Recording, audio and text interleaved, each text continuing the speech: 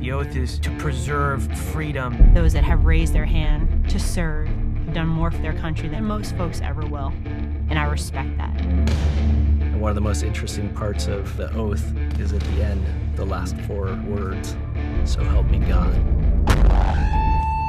I remember looking outside the window. I could see that the buildings had went ahead and collapsed. Plumes of smoke just rising. And I'm like, this is not happening. This is not real.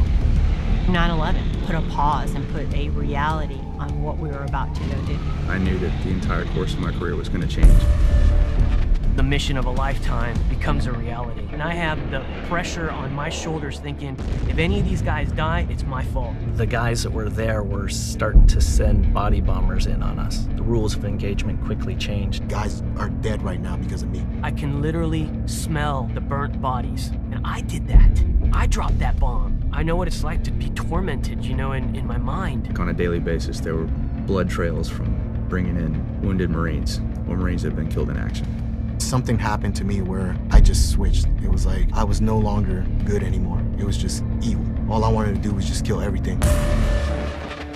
We have an epidemic on our hands. It needs immediate action. Every 65 minutes, we lose one American hero. Not fighting an outward enemy downrange, but a vicious inward one. I got a gun, 1 bullet, and I'm just deciding when to use it. War does something to a man. All the burnt bodies, and it's hard to cope with, and it's hard to deal with, and it's hard to talk about it. What started off as marital counseling became the start of some PTSD. You know what? All I gotta do is just pull the trigger, blow my head off, and I'm done. Our men and women protect the freedoms of this great nation, and now too many are losing hope and taking their own lives. When you come back, guys are struggling with a sense of purpose. They're saying, I did all this, and now what do I do? I'm lost. And all of our guys and gals who've seen combat, they're looking for a solution, and they're looking for hope, and they're looking for purpose.